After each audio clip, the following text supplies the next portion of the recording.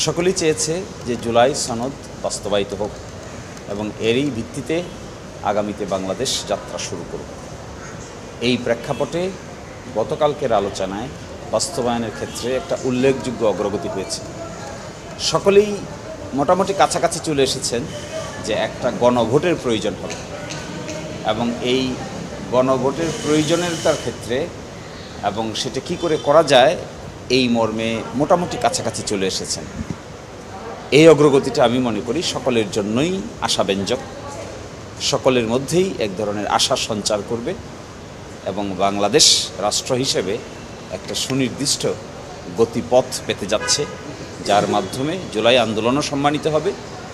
একইভাবে বাংলাদেশ নামক রাষ্ট্রের পার্লামেন্ট, সরকার এবং বিচার ব্যবস্থায় একটা গুণগত স্ট্রাকচারাল পরিবর্তন আসবে বলে আমাদের ধারণা। যা কিছু আমরা করব সবাই যেন ঐকমত্যের ভিত্তিতে করা যায়।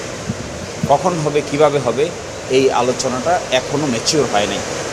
আশা করা যায় এটা আগামী ৮ তারিখে আলোচনার বিষয়বস্তু হবে।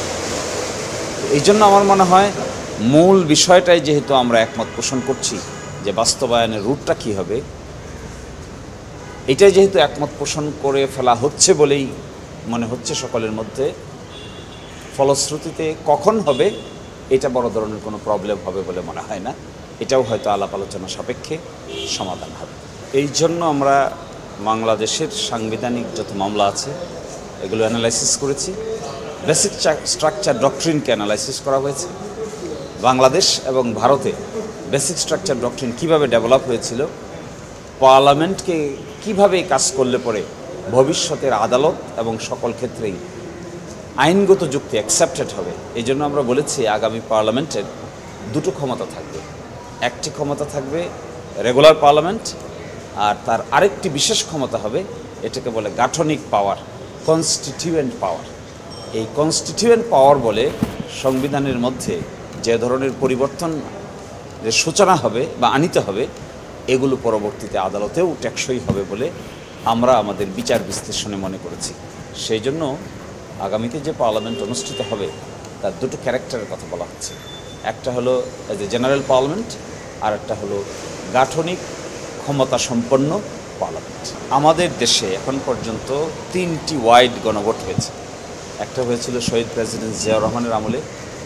এখানে প্রশ্নটা ছিল যে তখন তো তিনি জীবিত ছিলেন, যে বাংলাদেশের রাষ্ট্রপতি জনাব অমুক কর্তৃক গৃহীত সকল নীতি এবং কর্মকাণ্ডের ব্যাপারে আপনি একমত কিনা।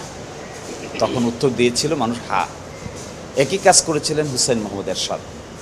একই কাজ হয়েছিল 1991 সালে, যখন তৎকালীন প্রাইম মিনিস্টার বেগম খালেদা জিয়া 12তম সংশোধনী পাশ করেছিলেন। আপনারা জানবেন যে ওই 91 সালে যে নির্বাচন হয়েছিল, এটি হয়েছিল রাষ্ট্রপতি শাসিত সরকারের নির্বাচন। কিন্তু যখন সংসদ গঠিত হয়ে যাওয়ার পরে সিদ্ধান্ত হলো রাষ্ট্রপতি শাসিত সরকার থেকে মন্ত্রী পরিষদ শাসিত সরকারে, অর্থাৎ পার্লামেন্টারি ফর্ম অফ গভর্নমেন্টে রূপান্তর করা হবে। কিন্তু নির্বাচনটা কিন্তু পার্লামেন্টারি ফর্মে হয়নি, নির্বাচনটা হয়েছিল রাষ্ট্রপতি শাসিত সরকারের ব্যবস্থায়। এই জন্য 1991 সালে 12তম সংশোধনী এনে এটিকে পাশ করানোর আগে একটা গণভোটে পাঠানো হয়েছিল। গণভোটে অ্যাপ্রুভ করার পরেই রাষ্ট্রপতির ক্ষমতা খর্ব হয়ে যায়, প্রধানমন্ত্রীর ক্ষমতা বেড়ে যায় এবং সেটি তখন মন্ত্রী পরিষদ শাসিত কিংবা পার্লামেন্টারি ফর্ম অফ গভর্নমেন্টে রূপান্তর করা হয়। এটি হলো 3য় গণভোট।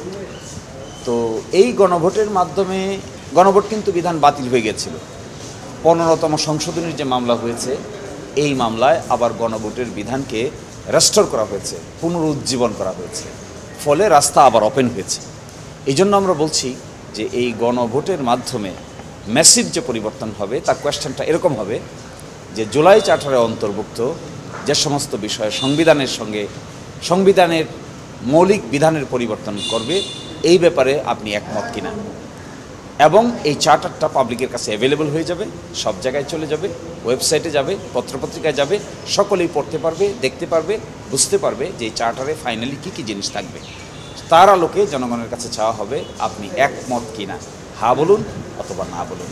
এইটাই অতীতের ফরম্যাট ছিল।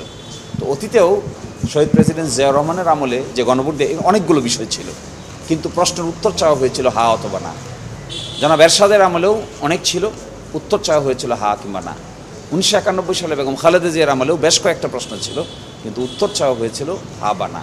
এই যে প্রক্রিয়াটা, এই প্রক্রিয়াটা আমার ধারণা এখানেও কার্যকর হবে। আরও চিন্তা করতে হবে, ম্যাচিউর সিস্টেম বাড়ি করতে হবে। সকলেই এটা বোধ করছেন যে this is a problem, it's a big problem. এটা রাষ্ট্র মেকানিজম এবং কনস্টিটিউশনাল জুরিসপ্রুডেন্সে is one of the rarest ঘটনা ইন বাংলাদেশ। এটাকে যত বেশি ফুল প্রুফ সিস্টেমে অ্যাকসেপ্ট করা যাবে, ততই ভবিষ্যৎ বাংলাদেশ এবং জুলাই অভ্যুত্থানের পক্ষের সকলের জন্য এটা প্রয়োজনীয় ভূমিকা পালন করবে।